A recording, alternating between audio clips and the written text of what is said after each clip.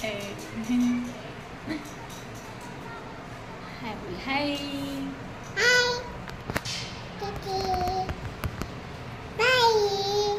Bye.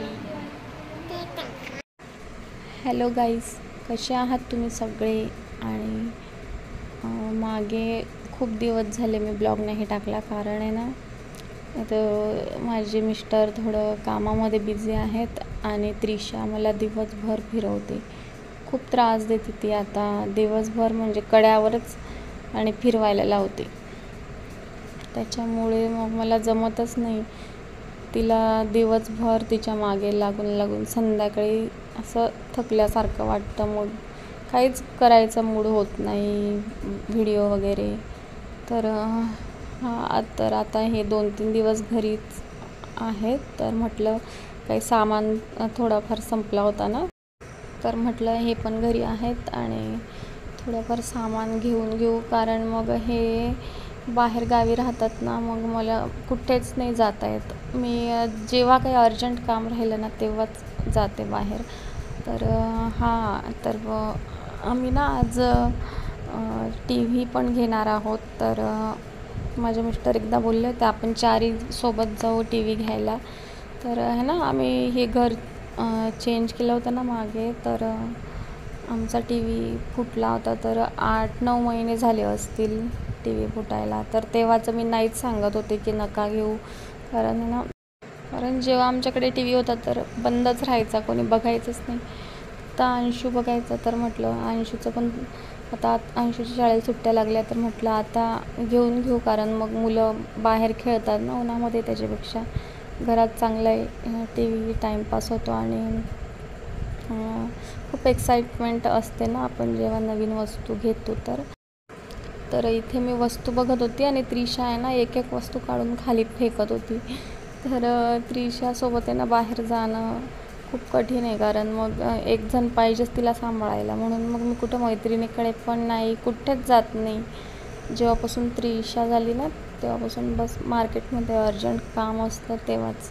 तर इथे आम्ही जात आहोत TVच्या शॉपमध्ये. आणि तर खूप 4-5 प्रकारचे TV दाखवले त्यांनी आम्हाला. पण आधी आमचा जो TV होता ना, सेम तोच TV आम्ही घेतला आहे. कारण आहे ना, त्याची सेटिंग मग माहिती असते आपल्याला, मग नवीन TVमध्ये समजत नाही त्याच्यामुळे. आणि जास्त मोठा TV पण नाही घेतला आणि जास्त लहान पण नाही, मीडियम साईजचा. कारण कसं आपण रेंटच्या घरात राहतो ना, मग ते आमचे 2 TV असेच फुटले इथं आल्यापासून. तर त्याच्यामुळे एकदा तर आहे ना, पावसाच्या पाणी गळत होतं ना, तर ते पाण्यामुळे खराब होऊन गेला. आणि दुसरा TV सामान चेंज करण्यामध्ये फुटून गेला. तर आता म्हटलं थोडा मीडियम साईजचाच घ्यायचा, कसं पॅकिंग करायला पण म्हणजे एका जणाने पण उचलला जातो TV त्या साईजचा. तर इथं आहे ना, त्रिशा खाली खूप मस्ती करत होती आणि घडी पहा तुम्ही पुढे आता तिची मस्ती. आणि मी विचारत होती इथे की मशीन कितीपर्यंत आहे सगळ्यात कमी रेंजचं वॉशिंग मशीन. तर ते म्हणे 25,000पासून स्टार्टिंग आहे. आणि 15,000चं पण आहे त्यांच्याकडे, चांगल्या वर्लपूल कंपनीचं छान आता नवीन निघालेले आहेत वॉशिंग मशीन. आणि आता इलेक्ट्रॉनिक वस्तू खूप स्वस्त झाल्या आहेत.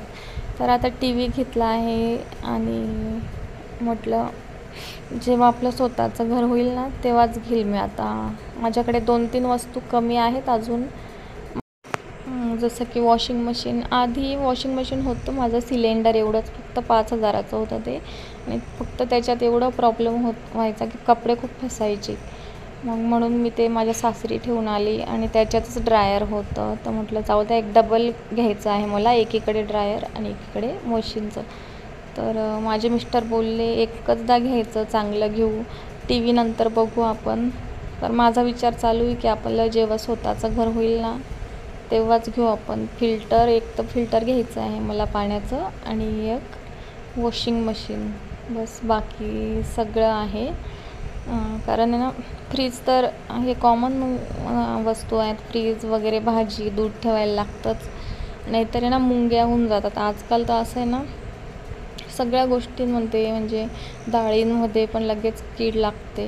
म्हणून मग ते माझ्याकडे छोटं फ्रीज आहे आणि हे पहा, आता हे टी व्ही अनबॉक्स करत आहे. तर खूप छान वाटतं ना आपण जेव्हा खूप दिवसाने काही वस्तू घेतो तर बस हाच होता माझा छोटासा ब्लॉग. कसा वाटला सांगा कमेंट्स करून. तर न्यू असतील तर सबस्क्राईब करा. चला बाय.